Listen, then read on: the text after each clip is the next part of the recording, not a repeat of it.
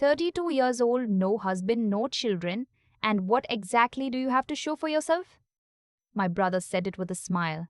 That was the part I couldn't get past. Not the words, but the smile. Like it was a joke, like I was supposed to laugh too. It was his rehearsal dinner. The private room at Harvest in Rye, the kind of restaurant where the menus don't have prices because if you're asking, you don't belong there. My future sister-in-law's family had flown in from Connecticut. My mother had her pearls on. My father was already on his third scotch and feeling generous with opinions. I had driven 4 hours from Chicago. I had taken 2 days off work. I had the gift I spent 3 weeks picking out sitting wrapped in the car. And my brother, 35 years old, same blood, same childhood, had just scored me a cautionary tale in front of 11 people. I picked up my water glass. I set it back down. I said, "I'm doing just fine, actually." He waved his hand the way he always does when he wants to dismiss something without technically dismissing it. "I'm just saying, you work all the time. When was the last time you took a vacation? When was the last time you went on a date?" My mother patted his arm like he'd said something wise.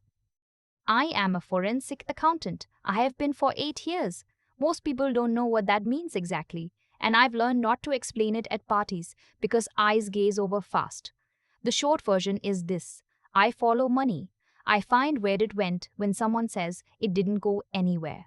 I work with federal investigators, with bankruptcy courts, with law firms building fraud cases. I am very good at my job, and my job is not glamorous in the way my brother's is. He runs a commercial real estate development firm, the kind with a logo on the side of buildings, but it is important in ways most people never see."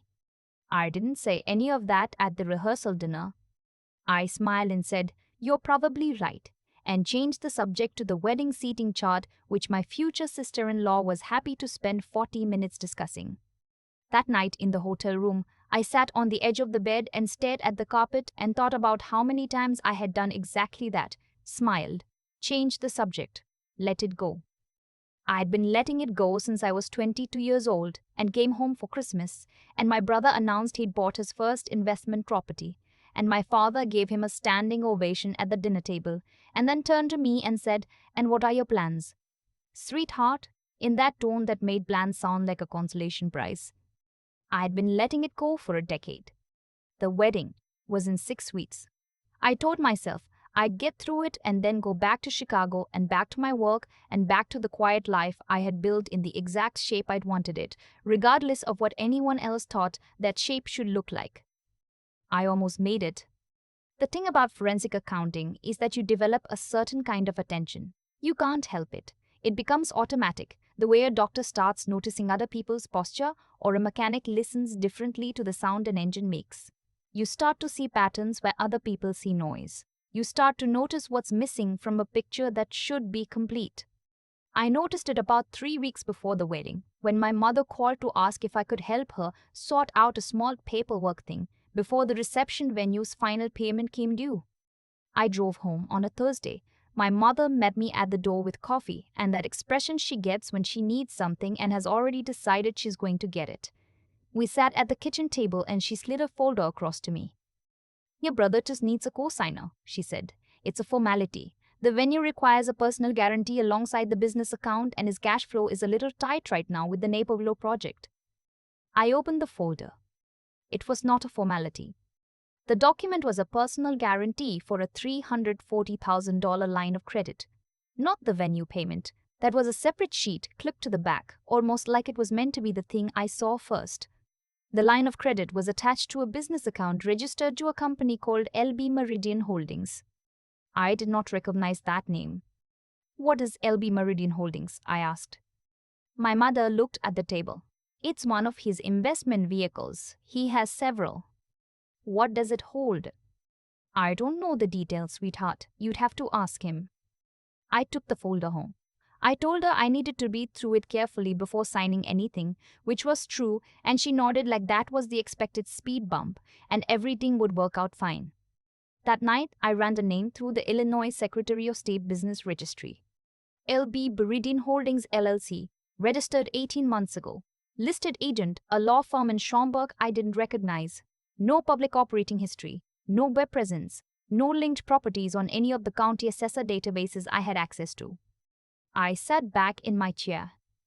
In 8 years of forensic accounting, I have learned that a company with no history and no visible operations is one of two things: brand new or deliberately invisible. Brand new companies file with a lot of enthusiasm. Deliberately invisible ones file the minimum required and go quiet. LB Meridian was quiet. I called my brother the next morning. I told him I had some questions about the documents before I could sign. He said, "It's just paperwork, Viv." He calls me Viv, short for Vivienne, which is my name and which I have never once asked him to shorten. And I said, "I understand, but I need to understand what I'm co-signing before I put my name on it." He got off the phone in under 4 minutes. I spent the next 11 days pulling every thread I could find that was legally and professionally accessible to me. The picture that came together was not a picture I wanted to have. LB Meridian Holdings had a credit facility with a regional commercial lender. That facility had been partially funded by draws from two other entities, both registered in the name of my brother's primary development firm. Those entities had, in turn, drawn on accounts that were personally guaranteed, not by my brother, by my father. 3 years ago, without, as far as I could tell, my father having any idea what he was guaranteeing. My father is a retired high school principal. He has a pension, a paid-off house in Elmhurst, and a savings account he has been adding to for 30 years. He is not a sophisticated financial operator. He trusts my brother completely, the way he has trusted my brother completely since my brother was 14 years old and told him he was going to be a millionaire someday, and my father said, "I believe you, son." The guarantees my father had signed were real. The exposure was real. If LB Meridian's credit facility defaulted, and from what I could see of the cash flow picture, that was not a distant possibility, my father's personal assets were on the line. $340,000 plus penalty interest plus legal costs. His house, his savings, everything. And my brother had been for 3 years using my father's creditworthiness to prop up a structure my father didn't understand and hadn't been told to be afraid of. I did not sleep well for several nights. Here is what I kept coming back to. My brother is not stupid. He's actually quite smart, and that made this worse, not better. This wasn't a mistake. This was a structure someone had designed deliberately, and the only person in the family with the specific training to recognize it was me, the one he'd called a cautionary tale 3 weeks ago in front of 11 people while our mother nodded along. I report about the smile. I report about all the dinners, all the holidays, all the years of, "And what are your plans, sweetheart? And you work all the time. And when are you going to have something to show for yourself?" I report about what I was holding in my hands. I made a decision. I was not going to do nothing, but I was also not going to do anything fast. I called a friend of mine named Cora, who is a partner at a law firm in Chicago that handles financial litigation. I have referred cases to her firm before. We trust each other the way two people trust each other when they have seen what happens when things go badly wrong and have chosen, both of them, to be on the side that tries to stop it.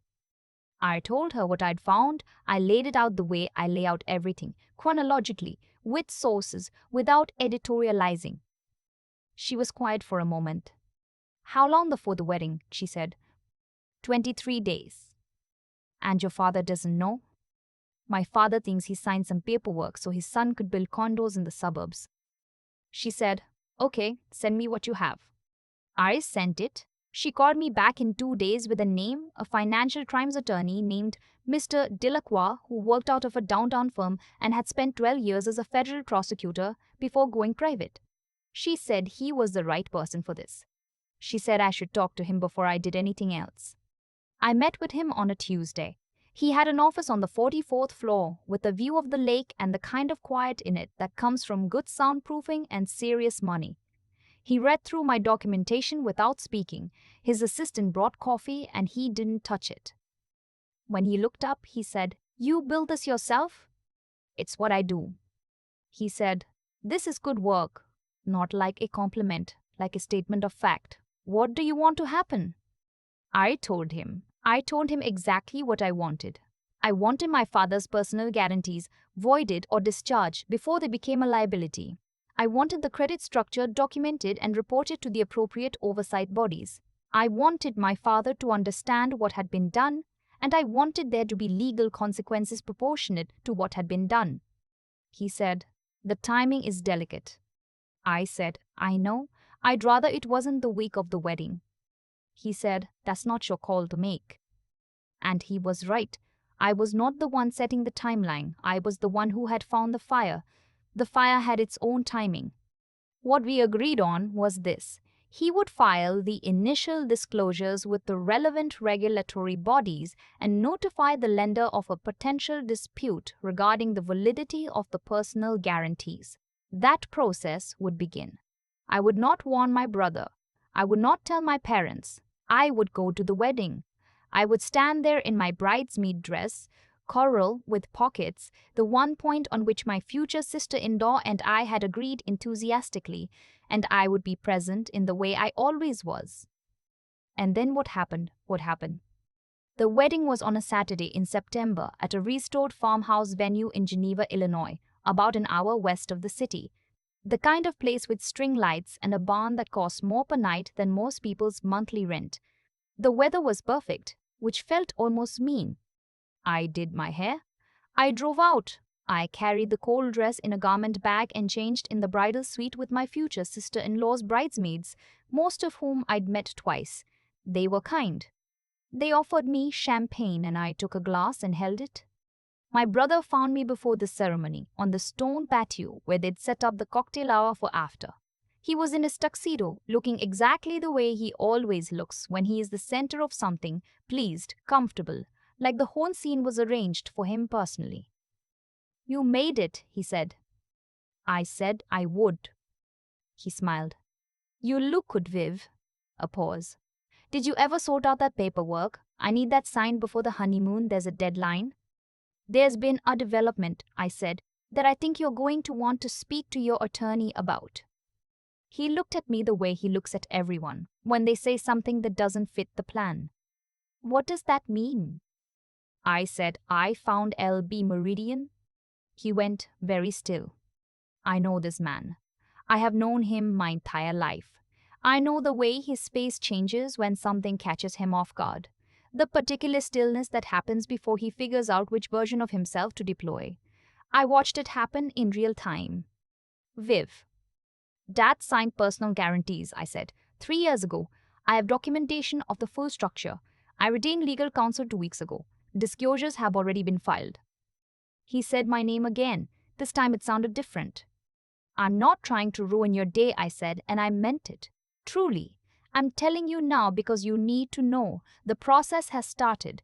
There will be consequences, and they will go better for you if you get ahead of them rather than letting them arrive without warning."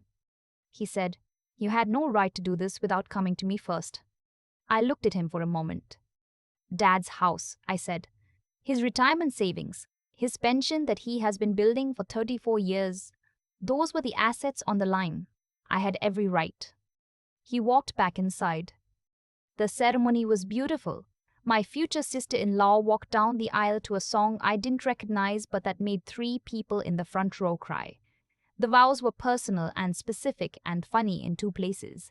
I stood with the other bridesmaids and held my bouquet and thought with some surprise that I was genuinely happy for her. She deserved a good wedding. This part wasn't hers to pay for. The reception was when it started. My brother's phone had been buzzing in his jacket pocket since somewhere between the first course and the salad. I could see it from across the table, the way he kept his hand against his chest, the way he leaned over to his new wife and whispered something that made her expression shift from happy to guarded. My father was at the next table over. He was eating his salmon and talking to my mother about something that made them both laugh, and he looked content, unworried, the way a person looks when they believe everything is fine. It was his attorney who called him. I learned this later. Mr. War. Delacroix's firm had sent a formal notification that afternoon, and my father's attorney, who had drawn up his will, who had handled his property taxes for 15 years, had received a copy as part of the disclosure process and called immediately when he saw the figures. My father stepped away from the table at 7:14 p.m. I watched him walk out through the side door toward the garden. My brother followed 4 minutes later. I waited. At 7:31, my mother came to find me. She was holding her phone with both hands, which is what she does when she is frightened. and she said, "Vivienne, what did you do?" I set down my fork. I protected Dad's assets from a fraudulent credit structure that he unknowingly guaranteed. She said, "This is not the time." "It's the time they made it," I said. She sat down next to me. Around us, the reception continued. The DJ had just announced the first dance, and people were moving toward the dance floor, and no one nearby was paying attention to us. "Your father," she said quietly, "is very upset." "I know, he should be, but not at me." She looked at me the way she has looked at me for 32 years, searching for something, not quite finding it. "You could have come to us first. You could have asked." "I did come to you first," I said. "You slid a document across the kitchen table and told me it was a formality. It wasn't a formality." She didn't answer that. My father came back inside at 7:48. He looked older, the way people look when something large has landed on them. He looked across the room and found me, and I held his gaze, and he walked over. He pulled out the chair across from me and sat down. "Tell me what you found," he said. So I told him. Not everything. Not that night, at his other child's wedding reception, but enough. The structure, the guarantees, the exposure, what legal action I had initiated and why. He listened without interrupting. My father taught high school history for 31 years. He has a way of listening that is very thorough, the kind that makes you feel genuinely heard even when what you are saying is difficult. When I finished, he was quiet for a moment. "How long have you known?" he said. "About 3 weeks." "Why didn't you tell me sooner?" "Because I needed to be certain first. And because I needed to have something in place before I told you, so that there was a path forward rather than just a problem." He looked at his hands. "He's my son." "I know." "And you're my daughter." "I know that too." He was quiet for another moment. On the dance floor, my brother and his new wife were swaying to a song I recognized this time. They looked like a photograph. They looked completely composed. "The house is safe," my father said. "Not yet, but that's what the legal process is working toward. Mr. Delacroix is good at this. Cora trusts him." "Cora Hendricks, you called Cora." "She's the one who found him for me." My father made a sound that wasn't quite a laugh. He and my mother have known Cora since she was 18 years old and came to dinner twice a week because she lived too far from campus to go home on weekends. "She always was a sharp one," he said. "Yes," I said, "she is."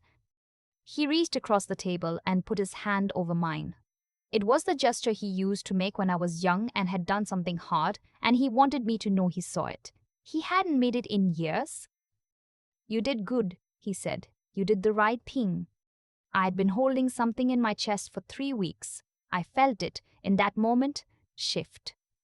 The months that followed were not easy. I won't pretend they were. My brother retained his own attorney. There were depositions. There were conversations between legal teams that I was not present for and was not supposed to be. My mother spent 6 weeks barely speaking to me, and then one afternoon she called and said, "I'm angry at you and I understand why you did it, and I don't know how to hold both of those things." And I said, "You don't have to resolve it right now." And she cried a little. And we stayed on the phone for an hour. My father's personal guarantees were contested on grounds of material misrepresentation. He had signed documents that had been described to him in a fundamentally inaccurate way. The legal process is still ongoing as I write this, but his primary assets have been placed in a protected status while the case moves forward. The house is not going anywhere. LB Permidian Holdings is under regulatory review. I am not permitted to say more than that. My brother and I have not spoken directly in 4 months. I do not know what that relationship becomes from here. I think about it sometimes. Late at night, in the quiet apartment I came back to after all of it. I think about the smile at the rehearsal dinner. I think about all the years of letting it go. I think about my father's hand over mine. Some people, when they hear this story, say, "Wasn't there another way?" And I understand why they ask. I ask it myself sometimes. But then I think about the document sliding across my mother's kitchen table, the way it was folded so the first page you saw was the venue payment, not the credit facility. The way my brother got off the phone in under 4 minutes when I asked for specifics. Someone designed that. Someone made choices over and over, and relied on the assumption that the daughter who worked too much and had nothing to show for herself would sign where she was told and not look too closely. They had 32 years of evidence that I would. But I follow money. I find where it went when someone says it didn't go anywhere. I am very good at my job. And the thing about forensic accounting, the thing people don't understand until they've seen it, is that the truth doesn't disappear just because someone folds it behind another page. It stays exactly where it is. It waits, patient and complete and unambiguous. It waited for me. I keep coming back to the kitchen table, the way the folder slid across the wood, the way my mother said, "It's just a formality," with such complete confidence that I almost believed her. Almost. People ask me sometimes whether I regret how it happened, whether I wish I had handled it more quietly, more privately, more gently, and I understand the question. I do. There's nothing comfortable about watching your family fracture in real time, about standing in a coral bridesmaid dress at your brother's wedding reception while the consequences of what you set in motion arrive exactly on schedule. But here is what I've learned about cause and effect. The hard way, over 32 years, the consequences were never mine. I didn't build LB Meridian. I didn't ask my father to sign documents he didn't understand. I didn't design a structure that used a retired schoolteacher's life savings as a buffer against someone else's risk. Those choices were made long before I opened that folder, and they were going to land somewhere eventually. The only question was whether my father would see them coming. Because of what I chose to do, he did. I think about integrity a lot now. Not as an abstract concept, I'm a forensic accountant, I deal in specifics, but as a daily practice. The night I found the discrepancy in those filings, I had a choice. I could have set the folder down and told my mother I needed more time, which would have been true, and then quietly let that time stretch until the deadline passed and I'd signed what they asked me to sign. It would have been easier. It would have kept the peace through the wedding, through the holidays, through whatever came next. But I know what happens to the money you don't follow. It doesn't disappear. It just goes somewhere you're not looking. Doing the right thing when it costs you something. That's not a performance. That's not something you do when it's convenient. My father spent 31 years teaching other people's children about history, about what it looks like when people in power make choices that serve themselves at the expense of everyone else. He did that work with integrity, day after day, for a salary that never made anyone rich. He deserved to have someone in his corner who operated the same way. And then there is what I've come to understand about using your mind, really using it not just for work, but in service of the people who matter. I spent 8 years building expertise that felt, at every family dinner, like an embarrassing specialty. Too niche, too technical, too boring to mention. The dinner parties my brother threw were full of people who talked about square footage and market returns, and I sat quietly and ate my food and said very little. But I knew things, and knowing things, it turns out, is not nothing. The resilience part is the one I'm still working on. The silence from my brother. The weeks my mother couldn't quite look at me. The particular loneliness of doing something right and having it feel for a long time like loss. That part doesn't have a clean resolution yet. I won't pretend it does.